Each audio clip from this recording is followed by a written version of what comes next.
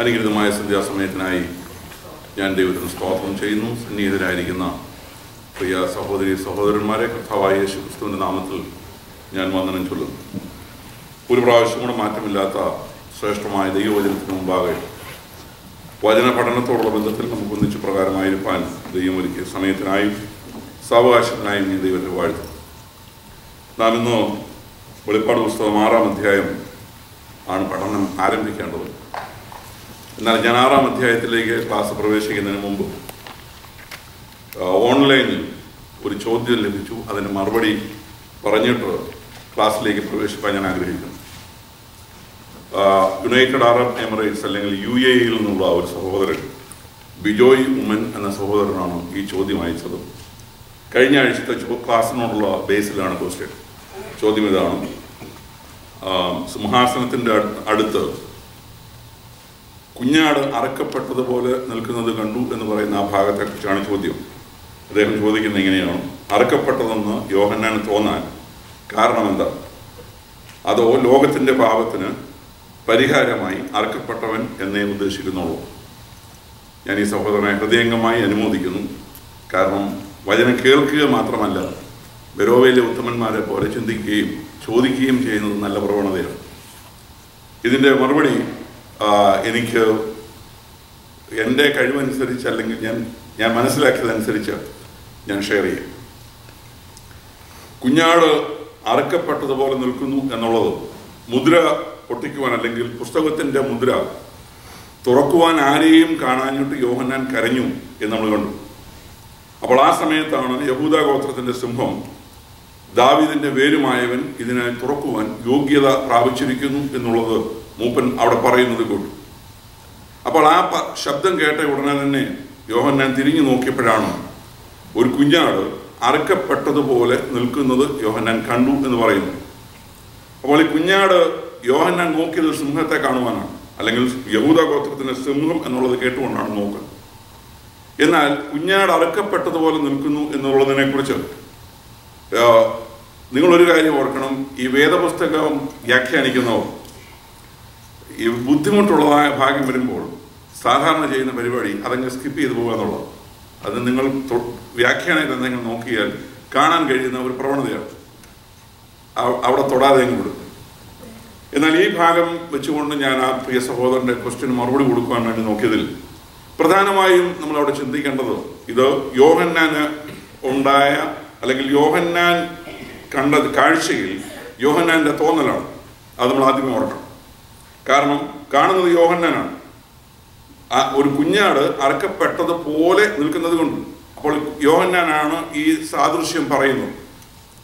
ഇതിനെക്കുറിച്ചുള്ള അംഗീകരിക്കപ്പെട്ടിരിക്കുന്ന പഠനമെന്ന് പറയുന്നത് കർത്താവായ യേശു ക്രിസ്തു മനുഷ്യവർഗത്തിൻ്റെ പാപപരിഹാരത്തിന് വേണ്ടി യാഗമായതിനു ശേഷവും അല്ലെങ്കിൽ പുനരുത്ഥാനം പ്രാപിച്ചതായ യേശു ക്രിസ്തുവിൻ്റെ ശരീരത്തിൽ കഷ്ടമനുഭവിച്ചതിൻ്റെ പാടുകളുണ്ട്. വളരെ വ്യക്തമാണ്.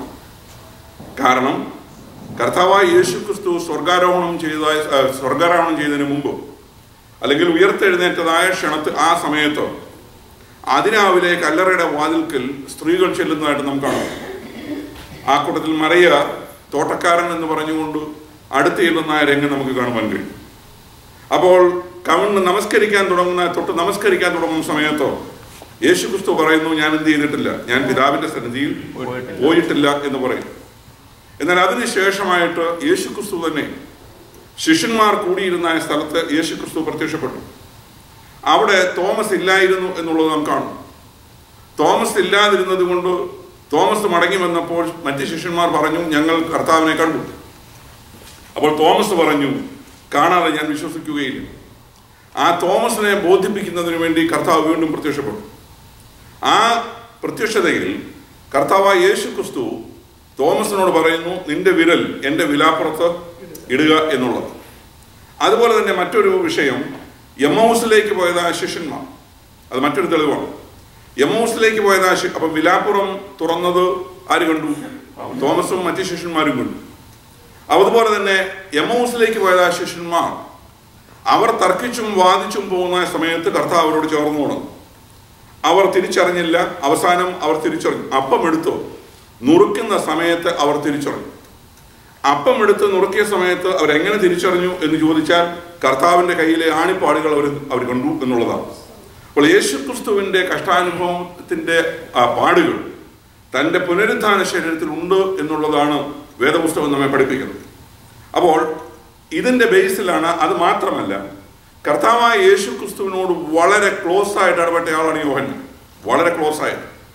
അപ്പോൾ യേശുക്രിസ്തുവിൻ്റെ ജനനം മുതൽ അല്ലെങ്കിൽ ശുശ്രൂഷ കാലഘട്ടത്തിൽ മാർവോട് ചാരി ഇരുന്നതും അതുപോലെ തന്നെ കഷ്ടാനുഭവത്തിന് ദൃക്സാക്ഷിയായി അതിനുള്ളതായ സകല കാര്യങ്ങളും ആദിമസഭയുടെ ആരംഭം, ആ കാലത്തെ കഷ്ടതകൾ, ഇതെല്ലാം കഴിഞ്ഞ് മറ്റു ശിഷ്യന്മാരെല്ലാവരും മരണം വഴിയായി ഭൂമിയിൽ അല്ലെങ്കിൽ രക്തസാക്ഷികളായിട്ട് ഭൂമിയിൽ നിന്ന് മാറിക്കഴിഞ്ഞിട്ടും സ്വാഭാവിക മരണം മൂലം ലോകത്തിൽ നിന്ന് മാറ്റപ്പെടുന്ന ഏക ശിഷ്യൻ ഈ യോഹന്നാനാണ്.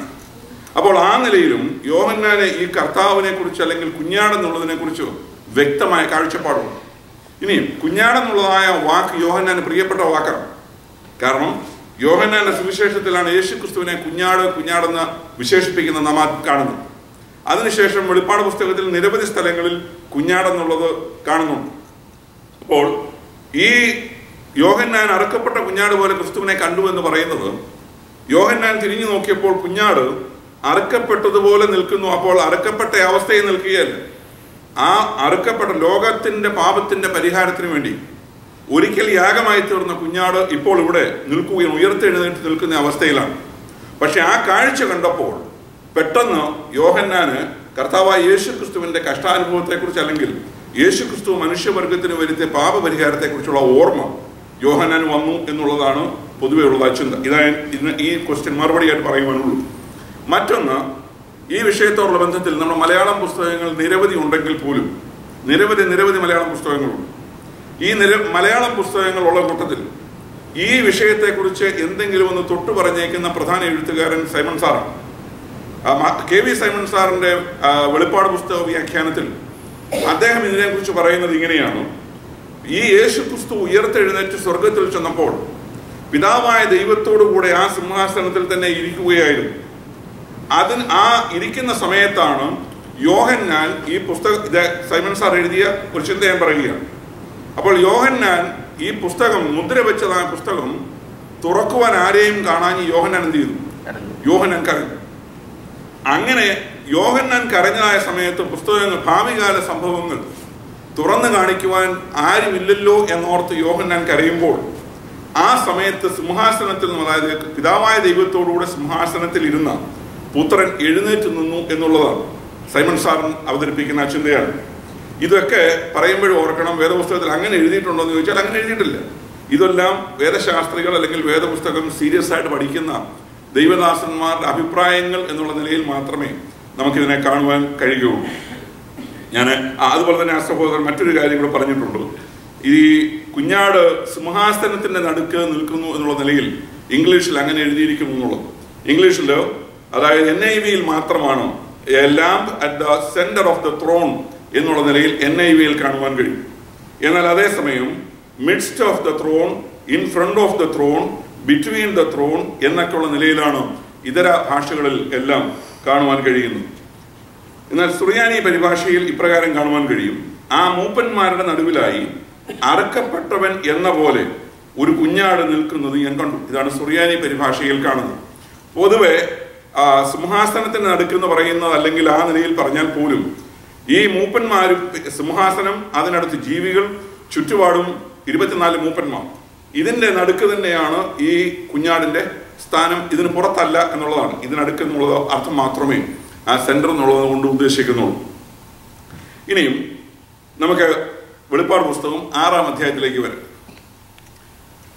ഈ ഭാഗം മുതൽ നാം വെളിപ്പാട് പുസ്തകത്തിന്റെ റിയലായ ഭാഗത്തേക്ക് വാസ്തവത്തിൽ പ്രവേശിച്ചു തുടങ്ങുകയാണ്. കഴിഞ്ഞ 4-5 അധ്യായങ്ങൾ നാം 2-3 അധ്യായങ്ങളൊക്കെ സഭയായിരുന്നു. 4-ാം അധ്യായത്തിലേക്ക് വന്നപ്പോൾ 4-5 അധ്യായങ്ങൾ നമ്മൾ ആരാധനയെ കണ്ടു. സ്വർഗത്തിലെ ആരാധനയാണ്. അതൊന്നും വലിയ ബുദ്ധിമുട്ടില്ലാതെ മനസ്സിലാക്കാൻ കഴിയുന്ന ഭാഗങ്ങളായിരുന്നു. എന്നാൽ വെളിപ്പാട് പുസ്തകം 6-ാം അധ്യായം എന്ന് പറയുന്നത് മുതൽ 19-ാം അധ്യായം വരെ 14 അധ്യായങ്ങൾ ഭാവിയിൽ നടക്കുവാനുള്ള സംഭവ പരമ്പരകളാണ്. ഒന്നിനു പുറകെ ഒന്നായി നടക്കുവാനുള്ള സംഭവങ്ങളാണ്. ഒന്നിനു പുറകെ ഒന്നായി നടക്കുകയാണ്. ഈ സംഭവങ്ങളെക്കുറിച്ച് ഒക്കെ പല ധാരണകൾ, പല അഭിപ്രായങ്ങൾ ഒക്കെ നമുക്ക് ലഭിക്കുന്നുണ്ട്. ചില കാര്യങ്ങൾ വ്യക്തമായി ദൈവത്തിന് വചനം രേഖപ്പെടുത്തിയിട്ടുണ്ട്. പക്ഷെ എന്നാൽ പോലും വളരെ തർക്കമുള്ളതായ പല വിഷയങ്ങൾ നാം ഈ ഭാഗത്തൂടെ പോകുമ്പോഴുണ്ട്. അതായത് അടുത്ത 7-ാം അധ്യായം വലിയൊരു തർക്ക വിഷയമാണ്. 144,000 സംഖ്യ എന്ന് പറയുന്നത് ഒരു പ്രധാനപ്പെട്ട തർക്ക വിഷയത്തിന് ഏറിയാണ്. ഇങ്ങനെയുള്ളതായ ഭാഗങ്ങളിലൂടെയാണ് നാം ഇനി മുമ്പോട്ട് പോകേണ്ടത്. ഇവിടെ 6-ാം അധ്യായത്തിലേക്ക് വരുമ്പോൾ ആ 7 മുദ്രകളുള്ളതായ പുസ്തകം നമ്മൾ നേരത്തെ കണ്ടു. അത് തുറക്കുവാൻ യോഗ്യൻ എന്നുള്ളതായ നിലയിൽ യേശുക്രിസ്തു അതിന് യോഗ്യത പ്രാപിച്ചിരിക്കുന്നു എന്ന് മൂപ്പന്മാർ പറയുന്നത് യോഹന്നാൻ കേട്ടു. അപ്പോൾ കുഞ്ഞാട് സിംഹാസനത്തിൽ ഇരുന്ന പിതാവിന്റെ കയ്യിൽ നിന്നും പുസ്തകം വാങ്ങുന്നതും നാം നേരത്തെ കണ്ടു. അപ്പോൾ ഇനിയും അടുത്തതായിട്ട് നടക്കേണ്ടത് എന്തുവാണ്? ഈ പുസ്തകം തുറക്കുക എന്നുള്ളതാണ്. അപ്പോൾ ഈ പുസ്തകം തുറക്കുക എന്ന് പറയുമ്പോൾ ഈ പുസ്തകത്തിന് എത്ര മുദ്രയുണ്ട്? 7 മുദ്രയുണ്ട്. അപ്പോൾ ഓരോ മുദ്രയും തുറക്കുമ്പോൾ അല്പ സംഭവങ്ങൾ നടക്കും, അല്ലെങ്കിൽ കുറെ സംഭവങ്ങൾ നടക്കും. അതിനുശേഷം 2ാമത്തെ മുദ്ര തുറക്കുമ്പോൾ വീണ്ടും കുറെ സംഭവങ്ങൾ നടക്കുന്നു. ഇങ്ങനെ സംഭവങ്ങൾ അതിന്റെ തുടർച്ച എന്ന് പറയുന്നത് 7ാമത്തെ മുദ്രയും തുറന്നു കഴിയുമ്പോഴേ ഈ പുസ്തകം പരിപൂർണമായും തുറക്കപ്പെടുന്നു. ഈ പുസ്തകത്തിലെ കാര്യങ്ങൾ വെളിപ്പെടുന്നു.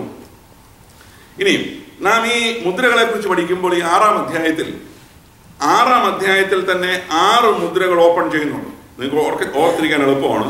6-ാം അധ്യായത്തിൽ 6 മുദ്ര. ആകെ എത്ര മുദ്ര? 7 മുദ്ര. 6-ാം അധ്യായത്തിൽ 6 മുദ്രകളും ഓപ്പൺ ചെയ്യുന്നുണ്ട്. 7-ാം അധ്യായത്തിൽ മുദ്രയൊന്നും തുറക്കുന്നില്ല. 8-ാം അധ്യായത്തിൽ വരുമ്പോൾ 7ാമത്തെ മുദ്ര എന്ത് ചെയ്യുകയാണ്? 7ാമത്തെ മുദ്ര തുറക്കുകയാണ്. അപ്പോൾ ഈ മുദ്രകളെ സംബന്ധിച്ചിടത്തോളം നാം ചിന്തിക്കുന്നതിന് മുമ്പ് ഞാൻ ഈ ചാർട്ട് ഒന്ന് വെച്ചിരിക്കുന്നത് തന്നെ അടുത്ത 1-2 ക്ലാസ്സുകളിൽ നമുക്ക് ഇതിന്റെ ആവശ്യം വരത്തില്ല. എന്നാൽ പ്രധാനമായും ഈ അടുത്ത 1-2 ക്ലാസ്സുകളിൽ ഡിസ്കസ് ചെയ്യാനുള്ള ഭാഗങ്ങൾ ഞാൻ നിങ്ങളെ ചാർട്ടിൽ കാണിക്കുന്നത്. നാം ഇനി ചിന്തിക്കാൻ പോകുന്ന, അതായത് നാം ഇതുവരെ ചിന്തിച്ചിരുന്ന വേദഭാഗം എന്ന് പറയുന്നത് ദൈവ സിംഹാസനവും അതിന് ചുറ്റുമുള്ളതായ 24 മൂപ്പന്മാർ, 24 സിംഹാസനങ്ങളിൽ ഇരിക്കുന്നതായ ഭാഗവും ഇതിന്റെ നടുക്ക് 4 ജീവികൾ, ആ 4 ജീവികളുടെ അടുത്ത് തന്നെ കുഞ്ഞാട് അല്ലെങ്കിൽ യേശുക്രിസ്തു, ഇങ്ങനെയുള്ളതായ ഈ ചിത്രമാണ് നാം ഈ കഴിഞ്ഞ ക്ലാസ്സുകളിൽ കണ്ടത്. എന്നാൽ അടുത്തതായിട്ട് ഇതാണ് നാം കണ്ടതായ മുദ്ര വെച്ചതായ പുസ്തകം എന്ന് പറയുന്നു. നമ്മുടെ രീതിയിലുള്ളതായ പുസ്തകമാണ്. ഇത് ചുരുളാണ്. ഈ കാണുന്നതാണ്. ഈ പുസ്തകം തുറക്കുവാൻ ആരെയും കാണാഞ്ഞിട്ടാണ് യോഹന്നാൻ എന്ത് ചെയ്തത്? യോഹന്നാൻ കരഞ്ഞത്. ഈ പുസ്തകമാണ്. ഇതൊരു ചുരുളാണ്. അപ്പോൾ ഈ ചുരുളാണ് അടുത്തതായിട്ട് അടുത്ത ഭാഗങ്ങളിൽ നാം തുറക്കുന്ന കാണുവാൻ പോകുന്നത്. ഈ പുസ്തകത്തിന്റെ ചുരുളാണ്. ഈ യഹൂദാ ഗോത്രത്തിന്റെ സിംഹമായവൻ, ദാവീദിന്റെ വേരുമായവൻ ഈ പുസ്തകം തുറക്കുവാൻ യോഗ്യത പ്രാപിച്ചിരിക്കുന്നു. ഇത് വാസ്തവത്തിൽ ഞാൻ നേരത്തെ ഒരു ക്ലാസ്സിൽ പറഞ്ഞതുപോലെ ഇത് ഭൂമിയുടെ ആധാരമാണ്, ഭൂമിയുടെ പ്രമാണമാണ്. ഭൂമി പിശാചിന്റെ അധീനതയിൽ നിന്ന് കിടക്കുകയാണ്. എന്നാൽ ഭൂമിയുടെ ഉടമസ്ഥാവകാശം ദൈവം, പിതാവായ ദൈവം പുത്രന് കൈമാറുകയാണ്. ഭൂമിയെ പുതുക്കി പണിയുന്നതിന് വേണ്ടി, ഭൂമിക്ക് സമ്പൂർണമായ മാറ്റം വരുത്തുന്നതിന് വേണ്ടി, ഭൂമണ്ഡലത്തിൽ സമൂലമായ വ്യതിയാനങ്ങൾ സംഭവിക്കുന്നതിന് വേണ്ടിയുള്ള പൂർണ്ണമായ അധികാരം ആർക്ക് നൽകിയിരിക്കുകയാണ്? പുത്രന് നൽകുകയാണ്.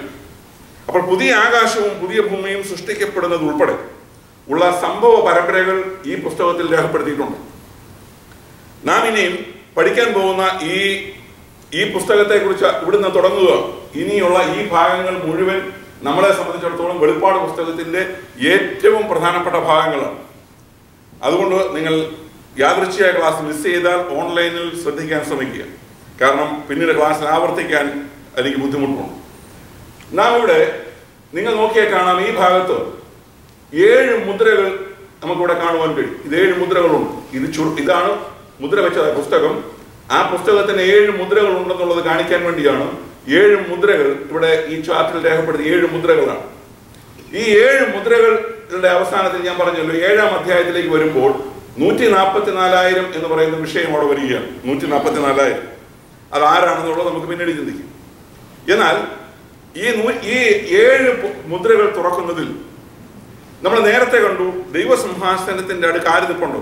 4 ജീവികളുണ്ട്. 6-ാം അധ്യായത്തിൽ ഞാൻ ഓൾറെഡി പറഞ്ഞു കഴിഞ്ഞു, 6 മുദ്രകൾ തുറക്കപ്പെടുന്നുണ്ട്. ഈ ഓരോ മുദ്രയും തുറക്കുമ്പോൾ ഓരോ ജീവി വരിക വരിക എന്ന് പറയുന്നു. നാല് മുദ്രകൾ വരെ, കാരണം ആകെ 4 ജീവികളെ ഉള്ളൂ. 4 ജീവികളും 4ാമത്തെ മുദ്ര വരെ, അല്ലെങ്കിൽ 4ാമത്തെ മുദ്ര തുറക്കപ്പെടുന്നത് വരെ വരിക എന്ന് 1ാമത്തെ ജീവി, 2ാമത്തെ ജീവിയും വരിക എന്ന് പറഞ്ഞു, 3ാമത്തേതും വരിക എന്ന് പറഞ്ഞു, 4ാമത്തെ ജീവിയും വരിക എന്ന് പറയുന്നു എന്നുള്ളത് നമ്മൾ കാണുന്നു. എന്നാൽ അതിനുശേഷമായിട്ടുള്ള ഭാഗങ്ങൾ ആരും അവിടെ വരിക എന്ന് പറയാതെ തന്നെ മുദ്രകൾ തുറക്കുകയാണ്. നാം ഈ ഭാഗം അടുത്തായിട്ട് ചിന്തിക്കുമ്പോൾ ഓർക്കണം, മഹോപദ്രവം എന്ന് പറയുന്ന അല്ലെങ്കിൽ 7 വർഷത്തിന്റെ ഗ്രേറ്റ് ട്രിബുലേഷൻ എന്നുള്ളത് വാസ്തവത്തിൽ ആ 7 വർഷത്തിലെ 2ാം ഭാഗമാണ്, ഏറ്റവും കഠിനമായ കാലം. അപ്പോൾ മഹാപീഡ അല്ലെങ്കിൽ മഹോപദ്രവം എന്ന് പറയുന്ന ഈ 7 വർഷത്തിന്റെ ആദ്യത്തെ 3.5 വർഷം നടക്കുന്ന സംഭവങ്ങളാണ് ഈ 4 ജീവികൾ പറയുന്നായ ഈ ആദ്യത്തെ ഭാഗം. ഇതെല്ലാം മഹോപദ്രവത്തിന്റെ ആദ്യത്തെ ഭാഗം നടക്കുന്ന സംഭവങ്ങളാണ്. എന്നാൽ അതിനുശേഷമുള്ള വിഷയങ്ങളാണ് പിന്നെ 5ഉം 6ഉം ആ മുദ്രകളെ സംബന്ധിച്ചിടത്തോളം നാം കാണുമ്പോൾ അതെല്ലാം അതികഠിനമായ വിഷയങ്ങൾ നമുക്ക് സംഭവിക്കുന്നു എന്നുള്ളത് നമുക്ക് കാണുവാൻ കഴിയുന്നു. 5, 6, 7 മുദ്രകൾ. ഇവിടെ നാം ഈ 7ാമത്തെ മുദ്ര എന്ന് പറയുന്നത് ഇതിനോട് ചേർന്ന് അനേക സംഭവങ്ങൾ പിന്നെ നിൽക്കുകയാണ്. ഞാൻ ഓർക്കണം, നിങ്ങൾ ഇതെല്ലാം ഒന്നിന് പുറകെ ഒന്നായിട്ട് കണക്ട് ചെയ്തിരിക്കുകയാണ്. അല്ലാതെ ഒരു മുദ്ര അങ്ങോട്ട് തുറന്നു കഴിഞ്ഞാൽ അവിടെ കൊണ്ട് അവസാനിക്കുകയല്ല, ഉടനെ ചില സംഭവങ്ങൾ നടക്കുകയാണ്. അതിനുശേഷം എത്ര സമയം അല്ലെങ്കിൽ എത്ര മാസമാണ് നമുക്ക് അറിഞ്ഞുകൂടാ. അടുത്തതായിട്ട് മൊത്തത്തിൽ മഹോപദ്രവകാലം എന്ന് പറയുന്ന 7 വർഷമേ ഉള്ളൂ എന്നുള്ളത് വേദപുസ്തകത്തിലെ കണക്കുകൾ കൊണ്ട് നാം മനസ്സിലാക്കണം. ഇപ്പൊ 2ാമത്തെ മുദ്ര, 3ാമത്തെ മുദ്ര, 4ാമത്തെ മുദ്ര, ഇങ്ങനെ 7ാമത്തെ മുദ്രയും. ഈ 7ാമത്തെ മുദ്ര തുറന്നു കഴിയുമ്പോൾ അതിനോട് ബന്ധപ്പെട്ട് പിന്നെ വേറെ ചില സംഭവങ്ങൾ നടക്കുകയാണ്.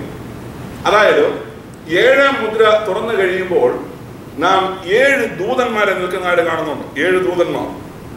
ആ 7 ദൂതന്മാരുടെ കൈകളിൽ എന്തുണ്ടായിരുന്നു? 7 കാഹളങ്ങൾ ഉണ്ടായിരുന്നു എന്നുള്ളത് നാം കാണും. അപ്പോൾ 7ാമത്തെ മുദ്ര തുറന്നു കഴിയുമ്പോൾ 7 ദൂതന്മാർ, അതിനോട് ചേർന്ന് ഉടനെ തന്നെ 7 കാഹളങ്ങൾ. ആ 7 കാഹളങ്ങളും കഴിയുമ്പോൾ അവസാനമായിട്ട് വരുന്നു 7 ക്രോധകലശങ്ങൾ എന്നുള്ളതാണ്. 7 ക്രോധകലശങ്ങൾ അതിവിടെയാണ്. ഇതെല്ലാം വെളിപ്പാട് പുസ്തകത്തിലെ ഭാവികാല സംഭവങ്ങളുള്ള ബന്ധത്തിൽ ഒന്നിനു പുറകെ ഒന്നായി സംഭവിക്കാനുള്ള കാര്യങ്ങളാണ്. അപ്പോൾ ഓർക്കണം, ഈ പുസ്തകം എന്ന് പറയുന്നത്, ഈ കുഞ്ഞാട് പുസ്തകം തുറക്കുന്നതോടുകൂടി ഈ സംഭവങ്ങൾ, അതായത് സഭ എടുക്കപ്പെട്ടതിന് ശേഷം ഭൂമിയിൽ നടക്കേണ്ടതായ വലിയ വലിയ സംഭവങ്ങൾ നടക്കുകയാണ്. 19ാം അധ്യായത്തിൽ വരെ പിന്നീട് ഈ ഭൂമിയിൽ യുദ്ധങ്ങളാണ്. ഈ മുദ്ര തുറക്കുമ്പോഴാണ് യുദ്ധം ആരംഭിക്കുന്നത്. ആ യുദ്ധം പിന്നെ അങ്ങ് തുടരുകയാണ്. കാരണം ഒന്നിനു പുറകെ ഒന്നായിട്ട് യുദ്ധങ്ങളാണ്. ക്ഷാമം, ഭൂകമ്പം, ഇങ്ങനെയുള്ളതായ കാര്യങ്ങൾ നിരവധി നടക്കുകയാണ്. നിങ്ങൾ സമയം പോലെ മത്തായിയുടെ സുവിശേഷം 24ാം അധ്യായം വീട്ടിൽ പോയി വായിച്ചു നോക്കണം. മത്തായിയുടെ സുവിശേഷം 24-ൽ കർത്താവായ യേശുക്രിസ്തു പറയുന്നുണ്ട് വരുവാനുള്ള ആ നാളിനെ കുറിച്ച്. കർത്താവായ യേശുക്രിസ്തു വരുവാനുള്ള നാളിനെ കുറിച്ച് പറയുന്ന സംഭവങ്ങൾ മുഴുവൻ ഈ പറയപ്പെടുന്നതുമായിട്ട് നമുക്ക് കമ്പയർ ചെയ്ത് പഠിക്കുവാൻ കഴിയും. ഈ 7 മുദ്രകൾ തുറക്കുമ്പോൾ നടക്കുന്ന സംഭവങ്ങൾ തന്നെയാണ് കർത്താവ് പറഞ്ഞേക്കുന്നത്. ഓരോ മുദ്രയോടും ബന്ധപ്പെട്ട കാര്യം കർത്താവ് മത്തായിയുടെ സുവിശേഷം 24-ൽ പറഞ്ഞിട്ടുണ്ട്. ഓരോ മുദ്രയും തുറക്കുമ്പോൾ നടക്കുന്ന സംഭവങ്ങൾ ഞാൻ അതിലേക്ക് പിന്നീട് വരാം. അപ്പോൾ ഇവിടെ പുസ്തക ചുരുള്, 7 മുദ്രകൾ, അതിനുശേഷമായിട്ട് 7 കാഹളങ്ങൾ, 7 ദൂതന്മാർ, അതിനുശേഷമായിട്ട് 7 ക്രോധകലശങ്ങൾ, ഇങ്ങനെയുള്ളതായ നിലയിലാണ് ഈ സംഭവങ്ങളുടെ പോക്ക്. അപ്പോൾ ഇനിയും ഈ മുദ്രകൾ തുറക്കുന്നതിനുള്ള ബന്ധത്തിൽ, അല്ലെങ്കിൽ ഓരോ മുദ്രകൾ തുറക്കുന്നതിനുള്ള ബന്ധത്തിൽ നമുക്ക് നോക്കാം എന്താണ് സംഭവിക്കുന്നത് എന്നുള്ളത്. 6ാം അധ്യായത്തിലേക്ക് വരുമ്പോൾ 6ാം അധ്യായം ആദ്യത്തെ 2 വാക്യങ്ങൾ വായിക്കാം. മുദ്രകളിലൊന്ന് ഒട്ടിച്ചപ്പോൾ നീ വരിക എന്ന 4 ജീവികളിൽ ഒന്ന് ഇടിമുഴക്കം പോലെ പറഞ്ഞു ഞാൻ കേട്ടു. അപ്പോൾ ഞാൻ ഒരു വെള്ളക്കുതിരയെ കണ്ടു.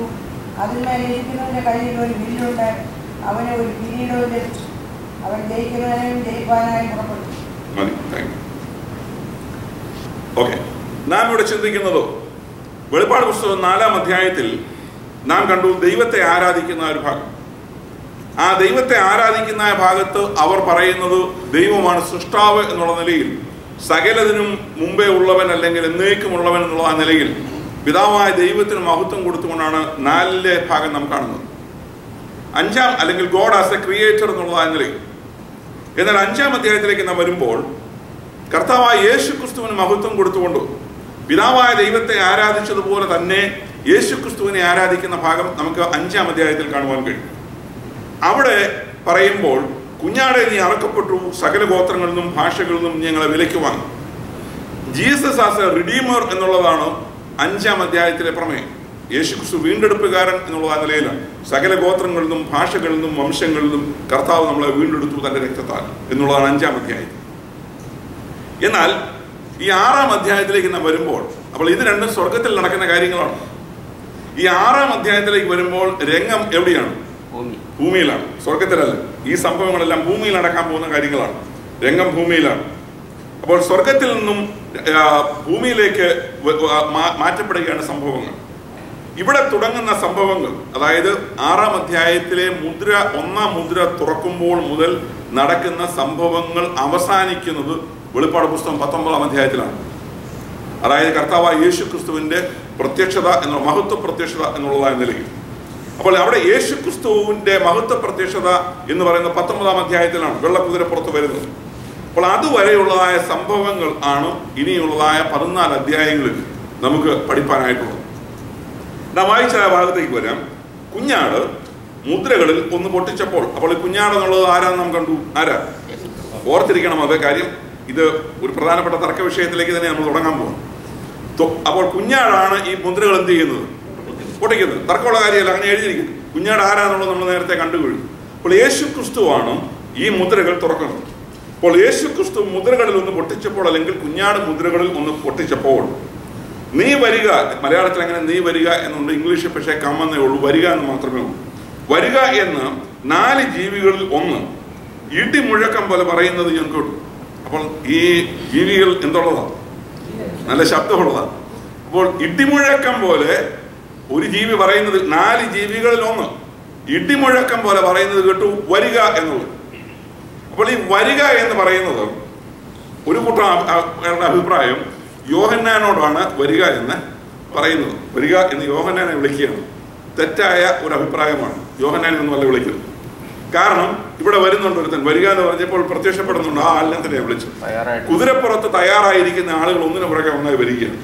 അവരെയാണ് വിളിക്കുന്നത് വരിക, അല്ലാതെ യോഹന്നാനെ അല്ല. അപ്പോൾ ജീവികളൊന്നും ഇടിമുഴക്കം പോലെ പറയുന്നത് ഞാൻ കേട്ടു. അപ്പോൾ ഞാൻ ഒരു വെള്ള കുതിരയെ കണ്ടു. അതിന്മേൽ ഇരിക്കുന്നവന്റെ കയ്യിൽ ഒരു വില്ലുണ്ട്. അവനൊരു കിരീടം ലഭിച്ചു. അവൻ ജയിക്കുന്നവനായും ജയിക്കുവാനായും പുറപ്പെട്ടു. ഇതാണ് ഒരു പ്രധാനപ്പെട്ട തർക്ക വിഷയം. നമുക്ക് ആദ്യമേ സോൾവ് ചെയ്യുന്നത്. ഈ വെളിപ്പാട് പുസ്തകം 6-ാം അധ്യായത്തിലെ 1-ാം മുദ്ര പൊട്ടിച്ചു കഴിഞ്ഞപ്പോൾ വെള്ള കുതിരപ്പുറത്ത് ഒരാൾ വരുന്നു.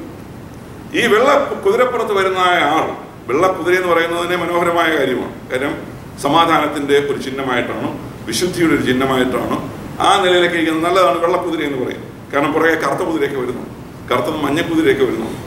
അപ്പോൾ ഈ കൂട്ടത്തിൽ വെള്ളക്കുതിരയിൽ കുതിരപ്പുറത്ത് ഒരാൾ വരികയാണ്. ഇനി കുതിരപ്പുറത്തിരിക്കുന്നയാൾ എന്തിനു വേണ്ടിയാണ് വരുന്നത്? ജയിക്കാൻ വേണ്ടി വരികയാണ്. അതിലിരിക്കുന്ന വെള്ളക്കുതിരയെ കണ്ടു. അതിന്മേൽ ഇരിക്കുന്നവന്റെ കയ്യിൽ ഒരു വില്ലുണ്ട്. അവനൊരു കിരീടം ലഭിച്ചു. അവൻ ജയിക്കുന്നവനായും ജയിക്കുവാനായും പുറപ്പെട്ടു. അപ്പോൾ ഈ ആളിന്റെ ഉദ്ദേശം ജയിക്കുക എന്നുള്ളതാണ്. ജയിക്കാൻ വേണ്ടി വരികയാണ്, ജയിക്കുവാൻ വേണ്ടി വരുന്നു. അപ്പോൾ ജയിക്കുവാൻ വേണ്ടി പുറപ്പെട്ടിരിക്കുന്ന ആൾ, അല്ലെങ്കിൽ ജയാളിയാകുവാൻ വേണ്ടി പുറപ്പെട്ടിരിക്കുന്ന ഇയാൾ, ഒരുപാട് വേദശാസ്ത്രികളുടെ അഭിപ്രായത്തിൽ ഇദ്ദേഹം ഈ കുതിരപ്പുറത്ത് വരുന്ന ആളാരാണ്? ക്രിസ്തുവാണ് എന്നുള്ള അഭിപ്രായമാണ്. ഈ കുതിരപ്പുറത്ത്, അതായത് 1-ാമത്തെ മുദ്ര പൊട്ടിക്കുമ്പോൾ വെള്ള കുതിരപ്പുറത്ത് വരുന്നയാൾ ക്രിസ്തുവാണ് എന്ന് ചിന്തിക്കുന്ന അനേക വേദശാസ്ത്രികളുണ്ട്. ഇന്ന് രാത്രികാലം നിങ്ങളുടെ മുമ്പിൽ എനിക്ക് ലഭിച്ച ദൈവവചനത്തിന്റെ അറിവ് വെച്ചുകൊണ്ട് ഞാൻ പറയട്ടെ, തികച്ചും തെറ്റായ അഭിപ്രായമാണ്. കാരണം ഒന്നാമത്, അതുകൊണ്ടാണ് ഇന്ന് പ്രാരംഭത്തിലെ പറഞ്ഞത്, മുദ്ര പൊട്ടിക്കുന്നിടത്ത് തന്നെ പറഞ്ഞിട്ടുണ്ട് ആരെ പൊട്ടിക്കുന്നത്. കുഞ്ഞാടാണ് മുദ്ര പൊട്ടിക്കുന്നതെന്ന് പറഞ്ഞിട്ടുണ്ട്. കുഞ്ഞാടാണ് മുദ്ര പൊട്ടിക്കുന്നത്. അപ്പോൾ കുഞ്ഞാടല്ല കുതിരപ്പുറത്ത് വരുന്നതെന്നുള്ളത് അവിടെ തന്നെ ആ ഭാഗം വ്യാഖ്യാനം കൂടാതെ തന്നെ മനസ്സിലാകുന്ന കാര്യമാണ്. എന്നാൽ പോലും വളരെ പേരെടുത്ത വേദശാസ്ത്രികൾ, നമ്മുടെ ആത്മീയ മണ്ഡലത്തിൽ മലയാളികളുടെ കാര്യമല്ല ഞാൻ പറഞ്ഞു, വെള്ളക്കാരുടെ അല്ലെങ്കിൽ ഇംഗ്ലീഷ് സാഹിത്യത്തിലുള്ള നിരവധി വ്യാഖ്യാന ഗ്രന്ഥങ്ങളിൽ യേശുക്രിസ്തുവാണെന്നുള്ള പ്രബലമായ അഭിപ്രായമുള്ള നിരവധി വ്യക്തികളും. എന്നാൽ ഈ എതിർ ക്രിസ്തുവിനെയും യേശുക്രിസ്തുവിനെയും തമ്മിൽ നാം നോക്കിയാൽ രണ്ടും തമ്മിൽ സാമ്യമുണ്ടെന്ന് തോന്നും എന്നല്ലാതെ ഈ രണ്ടും തമ്മിൽ സാമ്യമുണ്ടെന്ന് പറയുന്നതിനേക്കാൾ കൂടുതൽ എന്താണ് വ്യത്യാസങ്ങളാണ് എന്നുള്ളത് നാം ഓർക്കണം. സാമ്യത്തെക്കാൾ കൂടുതൽ വ്യത്യാസങ്ങളാണ്. അപ്പോൾ ഒന്നാമത് നിങ്ങൾ ഓർക്കണം, ഇവിടെ ഈ വെള്ളക്കുതിരപ്പുറത്ത് വരുന്നത് ആരല്ല? യേശുക്രിസ്തു അല്ല. ചില കാര്യങ്ങൾ നമ്മൾ ഖണ്ഡിതമായി പറഞ്ഞു പോകണമല്ലോ, അല്ലാതെ എങ്ങും തൊടാതെ പറഞ്ഞിട്ട് കാര്യമില്ല. അപ്പോൾ ഇനി ആരെങ്കിലും അങ്ങനെ എവിടെയെങ്കിലും വിശ്വസിച്ചിരിപ്പുണ്ടെങ്കിൽ ഇരിക്കട്ടെ. പക്ഷേ വേദപുസ്തകത്തിന്റെ വെളിച്ചത്തിൽ, വെളിപ്പാട് പുസ്തകം 6-ാം അധ്യായത്തിന്റെ ആരംഭ വാക്യങ്ങളുടെ വെളിച്ചത്തിൽ ഈ വെള്ളക്കുതിരപ്പുറത്ത് വരുന്നത് യാതൊരു നിലയിലും ക്രിസ്തുവല്ല. കാരണം ഇനി അതിലേക്ക് ഞാൻ വരാം. 19-ാം അധ്യായത്തിലാണ് വാസ്തവത്തിൽ വെള്ളക്കുതിരപ്പുറത്ത് ശരിയായും ക്രിസ്തുവിന്റെ പ്രത്യക്ഷം. അവിടെ പറയുന്നുണ്ട് ക്രിസ്തുവിന്റെ പ്രത്യക്ഷതയിൽ എങ്ങനെ ഉണ്ടെന്നുള്ളത്. 19-ാം അധ്യായവും ഇതും കൂടെ നോക്കിയാൽ ഒരുപാട് വ്യത്യാസങ്ങൾ നമുക്ക് കാണുവാൻ കഴിയും. ഒരുപാട് വ്യത്യാസങ്ങൾ. ഒന്നാമതായിട്ട് നമുക്ക് നോക്കാം, ഈ പറയപ്പെടുന്ന സ്ഥലത്ത് ഈ വെള്ളക്കുതിരപ്പുറത്ത് ഇരിക്കുന്ന ആളിനെ നാം ശ്രദ്ധിച്ചാൽ അതിന്മേൽ ഇരിക്കുന്നവന്റെ കയ്യിൽ ഒരു വില്ലുണ്ട്. വില്ലും കൊണ്ടാണ് ഈ പുള്ളിക്കാരൻ ഇറങ്ങിയിരിക്കുന്നത്. എന്തില്ല? അമ്പില്ല. അപ്പോൾ ഈ ആളിന്റെ കയ്യിൽ വില്ലുണ്ട്, വില്ലും കൊണ്ട് ഇറങ്ങിയിരിക്കുകയാണ്, അമ്പില്ല. അടുത്തത്, അവൻ ഒരു കിരീടവും ലഭിച്ചു.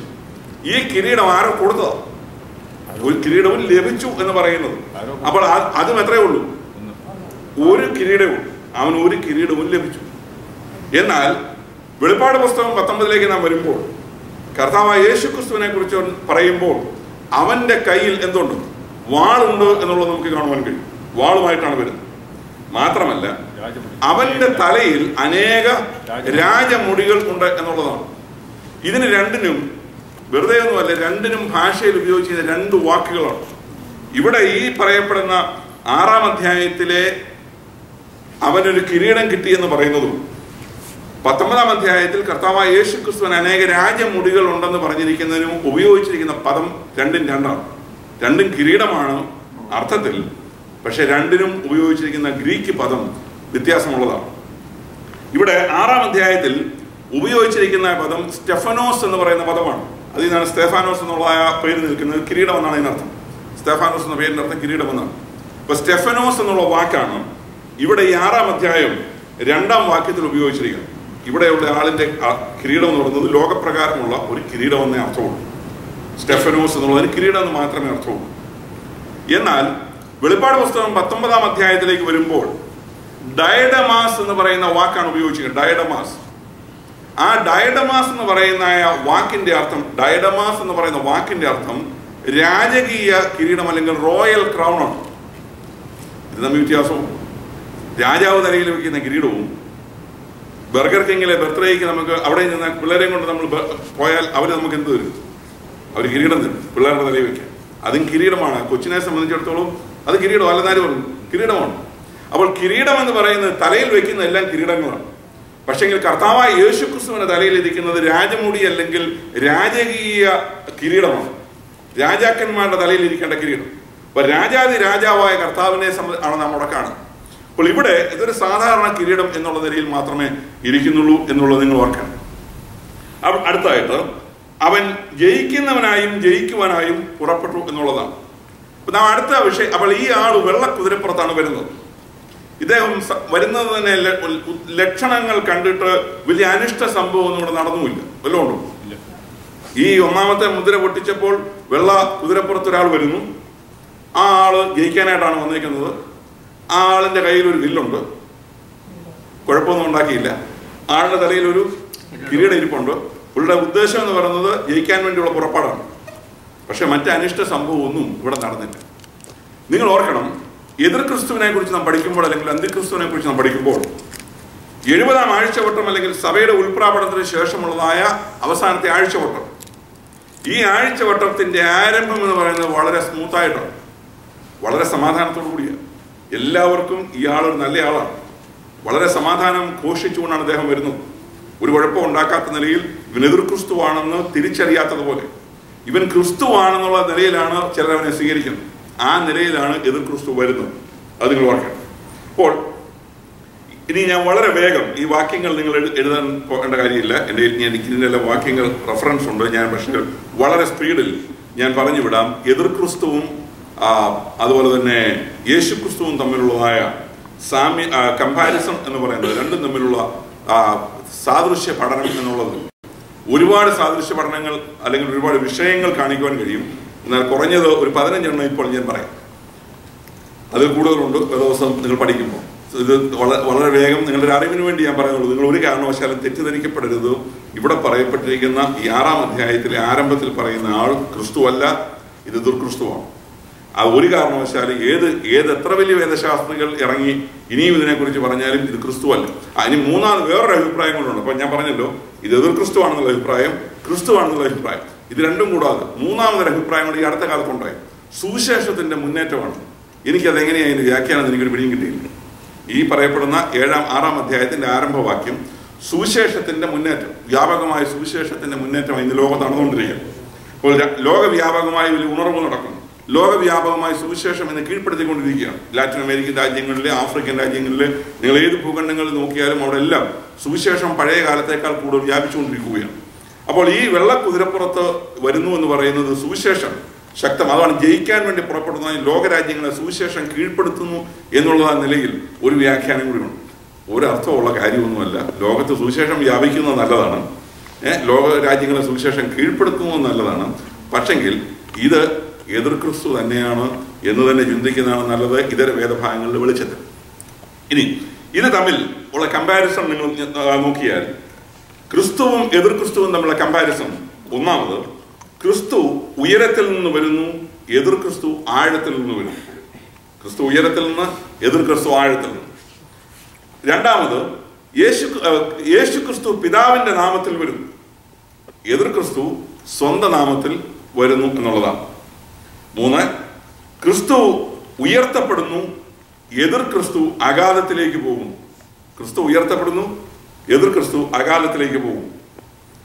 4, ക്രിസ്തു പിതാവിന്റെ ഹിതം നിറവേറ്റി, എതിർ ക്രിസ്തു സ്വന്തം ഹിതം നിറവേറ്റുന്നു. ക്രിസ്തു രക്ഷിക്കുന്നു, എതിർ ക്രിസ്തു നശിപ്പിക്കുന്നു. 6, ക്രിസ്തു നല്ല ഇടയൻ, എതിർ ക്രിസ്തു കള്ള ഇടയൻ അല്ലെങ്കിൽ ദുഷ്ട ഇടയൻ. 7, ക്രിസ്തു സത്യ മുന്തിരിവള്ളി, എതിർ ക്രിസ്തു കാട്ടുമുന്തിരിവള്ളി. 8, ക്രിസ്തു സത്യം, എതിർ ക്രിസ്തു ഫോഷ്ക്. അടുത്തത് 9, ക്രിസ്തു വിശുദ്ധൻ, എതിർ ക്രിസ്തു അധർമ്മത്തിന്റെ മൂർത്തി. 10, ക്രിസ്തു ദൈവപുത്രൻ, എതിർ ക്രിസ്തു നാശപുത്രൻ. 11, ക്രിസ്തുവിന് അനേക രാജമുടികൾ, എതിർ ക്രിസ്തുവിന് ഒരു കിരീടം മാത്രം. ക്രിസ്തുവിന്റെ വായിൽ നിന്നും വാൾ പുറപ്പെടുന്നു, ഇവന്റെ കൈവശം വില്ലിരിക്കുന്നു. 13, ക്രിസ്തു സൈന്യ സമേതനായി വരുന്നു, എതിർ ക്രിസ്തു ഏകനായി വരുന്നു.